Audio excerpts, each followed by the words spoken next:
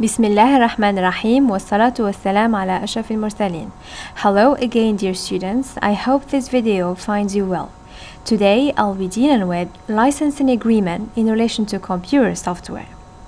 It would be beneficial if you could make good connection between what we learned together last time and the content I'm going to deliver through this lecture. So let's get started. From the aforementioned concepts, we could generate a relevant definition whose title is Software License Agreement. It is an agreement between your company and the customers. It allows your customers to use your software and to be aware of the details stated within the contract. هي عبارة عن اتفاقية بين شركتك والعملاء أو الزبائن يسمح لهم باستعمال برنامجك على أن يكونوا على دراية بالتفاصيل الواردة في العقد, which is the contract.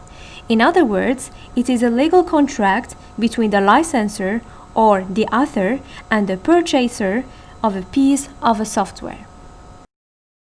It shows also how they can install it, how often it can be installed, and whether they can copy, modify, or redistribute it. الاتفاقية تبين أيضا كيفية تثبيت البرنامج، عدد المرات الممكن تثبيته من خلالها، وكذا إمكانية نسخه وتعديله أو إعادة توزيعه. Within the agreement, details about the price will be provided. Software agreements helps you to be protected from infringement of copyright law. من خلال الاتفاقية يتم تقديم تفاصيل حول السعر وتساعد الأخيرة أيضاً على الحماية من خطر انتهاك قانون حقوق النشر.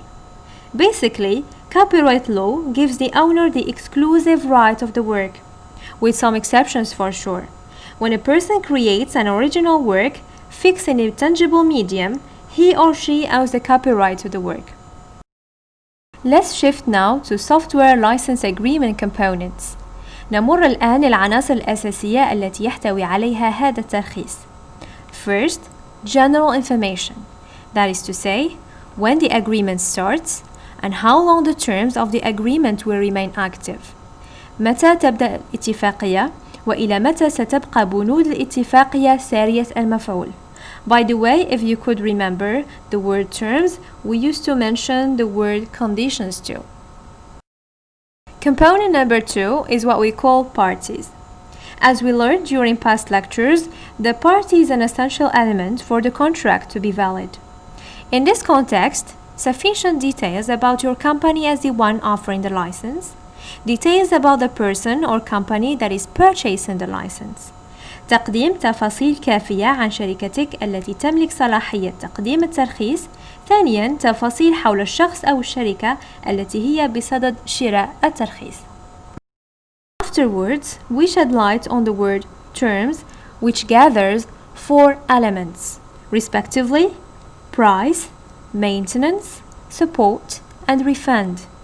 These are translated into Arabic as الثمن, الصيانة, الدعم وإعادة المال أو المستحقات.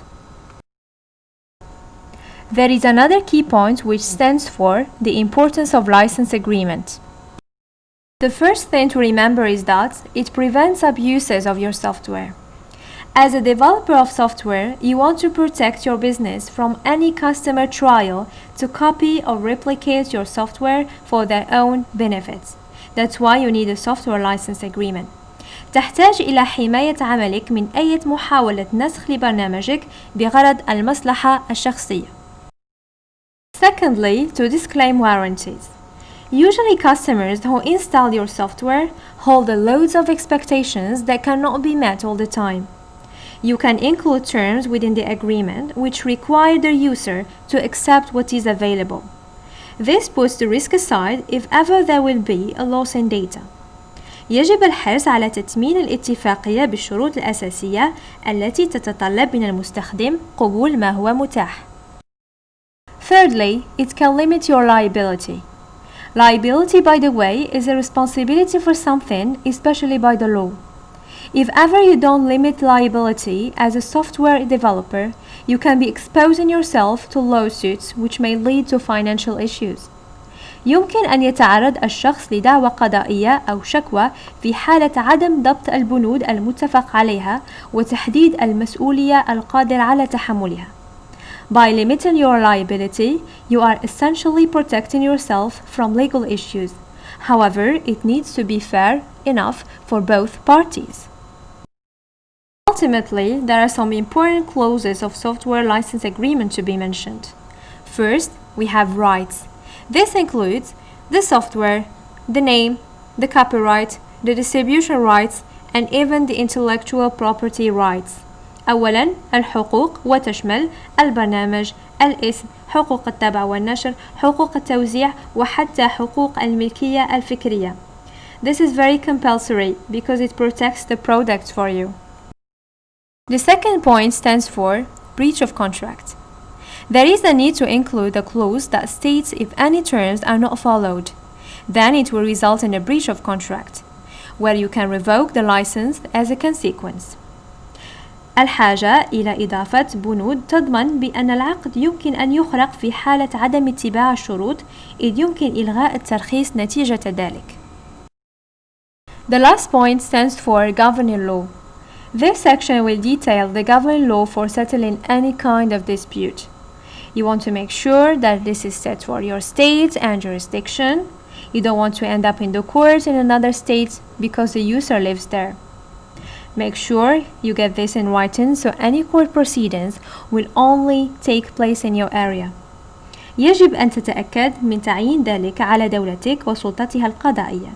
تأكد أيضاً على حصولك على ذلك كتابياً حتى تتم أي إجراءات قضائية في منطقتك. This is all for today. Thanks for watching.